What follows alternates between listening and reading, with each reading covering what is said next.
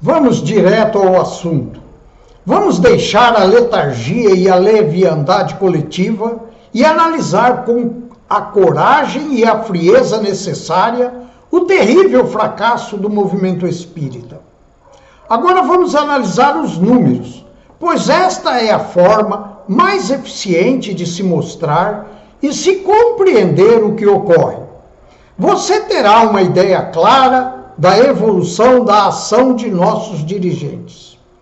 Os dados que vou fornecer foram apresentados no 12º Congresso Estadual de Espiritismo, realizado pela USE de São Paulo, em abril de 2003, na cidade de Campinas. Participei deste evento. O tema tem por título União das Sociedades Espíritas, Utopia, Fantasia, Diretrizes Equivocadas ou Falta de Política Objetiva.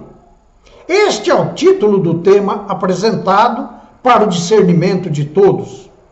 Como você compreende de imediato, trata-se de uma crítica direta às fantasias e ineficiências reinantes na própria USE e em todas as federações, incluindo, evidentemente, a própria FEB. E, no entanto, o fracasso não está em nenhuma das opções colocadas. O fracasso não se deve apenas às utopias, às fantasias, às diretrizes equivocadas ou à falta de políticas objetivas. O fracasso está na ignorância reinante em nosso movimento. Trata-se de falta de conhecimentos elementares sobre a própria doutrina e seus objetivos. Raciocínio. Nosso movimento está nas mãos de políticos, de homens e mulheres desinteressados pelo estudo e pela compreensão da doutrina e seus objetivos. Estas pessoas vivem como se tivessem conquistado um feudo, um principado, e como príncipes apenas se interessam pela manutenção do controle do território feudal que conquistaram e manipulam a todos que os cercam para se manterem neste feudo. São apenas políticos, não conseguiram se tornarem espiritualistas. E já se foi mais de uma década que estes dados foram apresentados neste congresso. E ninguém se interessou por eles. Você conhece algum dos tagarelas que falam em nome da doutrina espírita fazerem uma pequena referência a este assunto, excluindo a mim mesmo, pois já enviei e-mails a quase 2.000 dirigentes ou responsáveis pelos e-mails da casa, chamando a atenção sobre esta situação lamentável à qual temos que dar um basta. Pois bem, eu nunca tive a oportunidade de ver algum dirigente ou orador se referir ao assunto. Vamos aos números que embasam esta crítica. Eles dizem que, em 1940, tínhamos 2% da população brasileira se declarando espíritas ao censo do IBGE. No censo de 1950, tivemos 2,5%. Foi o maior número conquistado até hoje. Depois, foi só decadência até 2010. No censo de 1960, caímos para 2,2%. No de 70, caímos para 1,7%. No de 80, caímos para 1,3%. No de 90, caímos para 1,2%. E no de 2000, caímos para 1,1%. Estes foram os números fornecidos pela população que se declararam espíritas no censo. Para o censo de 2010, o IBGE divulgou uma nova porcentagem dos espíritas. Subimos para 1,9% da população. Caso você tenha seus neurônios em condições adequadas de funcionamento, você compreendeu que a doutrina espírita, fornecida para se tornar uma crença dominante, jamais conseguirá atingir seus objetivos caso continue a ser dirigida por pessoas tão incompetentes, desinteressadas e ignorantes, tal como temos hoje. Situação que temos de mudar e mudar agora.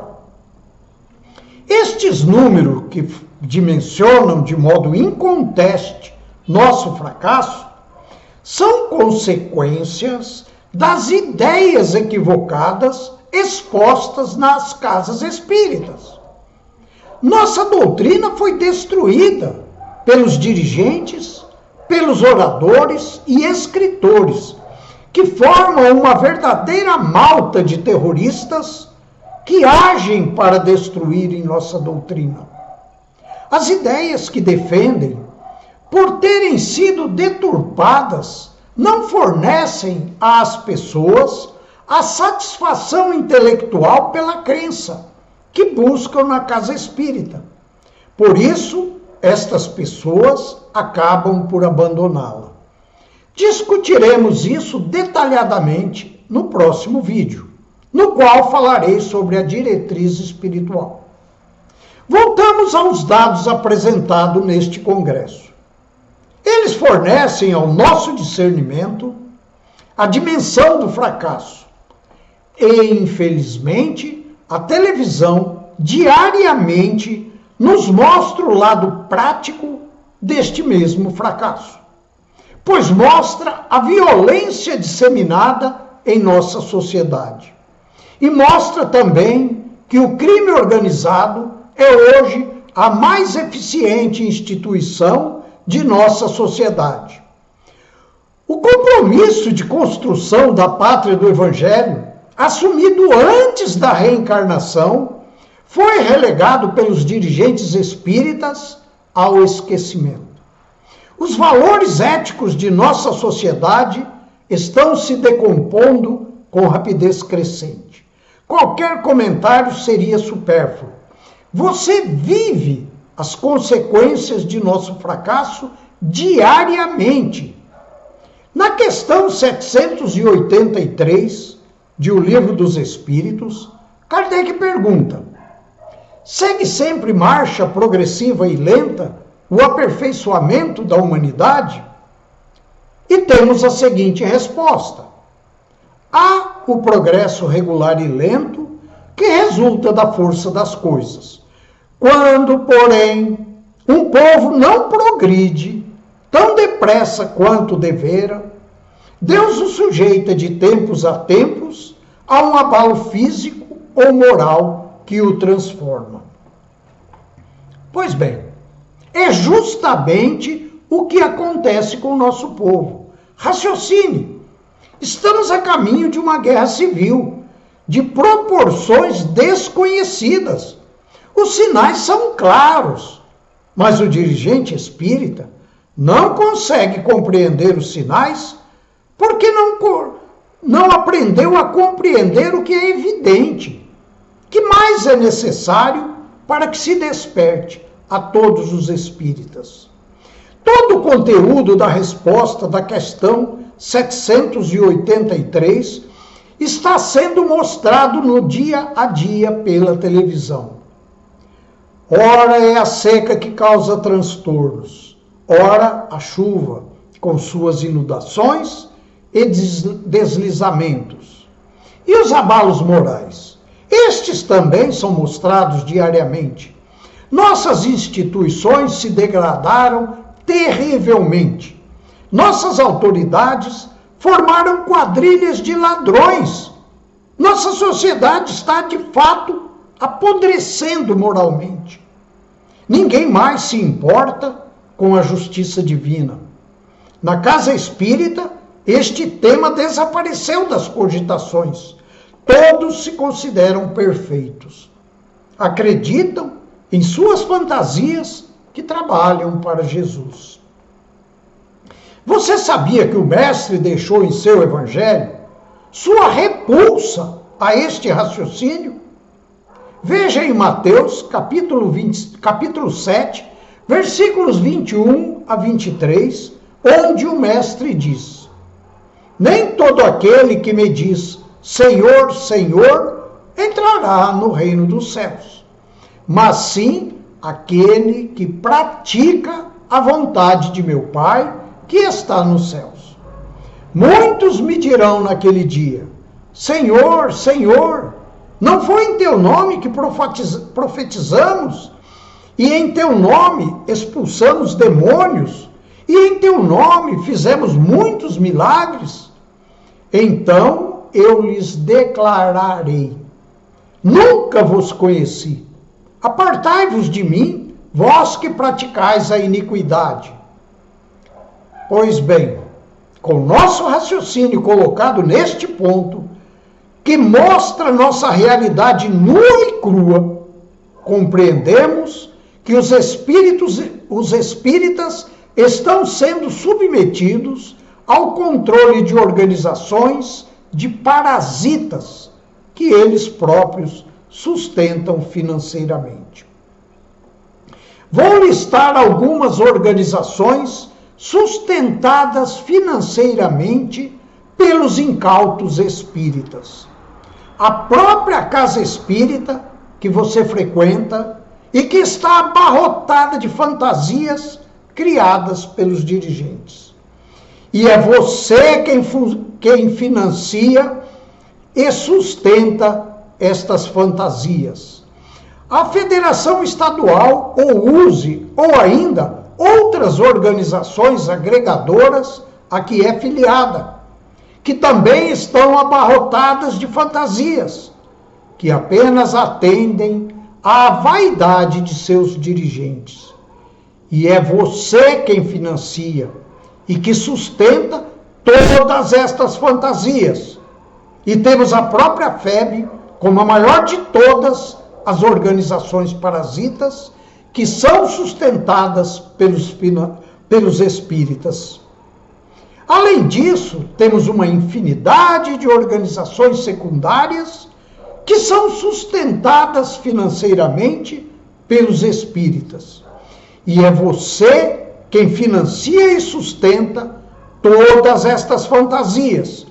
Temos editoras que publicam verdadeiros lixos em forma de livros, que dizem ser espíritas, e outras organizações dedicadas à comunicação, que infelizmente, abarrotadas de fantasias e preconceitos, de hipocrisia e ignorância, apenas se dedicam a propagar e consolidar os desvios e deturpações sofridos pela nossa doutrina, além de dar sustentação às fantasias dos dirigentes das casas espíritas e suas federações.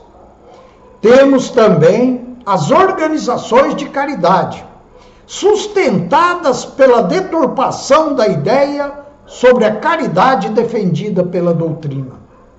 Estas organizações primeiro beneficiam de um modo ou outro aos seus dirigentes e são nocivas aos materialmente pobres que dizem socorrer.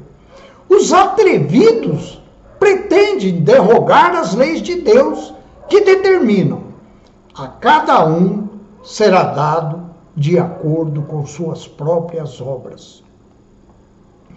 Todos ignoram a longa lista de alerta efetuados pelos espíritas que trabalham para estimular nosso desenvolvimento e seguem em frente na busca de atenderem aos seus próprios interesses. Pretendo que meus vídeos sejam de curta duração. Portanto, encerro este por aqui. No próximo veremos o conceito de diretriz espiritual. E é do seu interesse compreender este conceito. Depois continuaremos com nossa análise de mais alguns detalhes da crítica de Viana de Carvalho. Nesta despedida, alerto a todos que o caminho da libertação é o caminho do conhecimento. Portanto, convido-os ao estudo. Conheçam o site cienciaespírita.com.br. Após alguns meses de estudo neste site, você vai declarar com toda honestidade que vegetou intelectualmente por décadas a fio em uma casa espírita. Confira. E peço também que cooperem com este ato de caridade estendido aos atuais dirigentes e oradores, partilhando este vídeo com todos eles, para que analisem com cuidado tudo aquilo que estão fazendo e que trará garantidamente severos resultados kármicos a todos.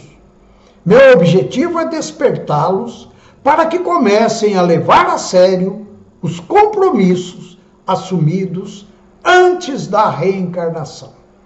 Desejo que você conquiste muita paz.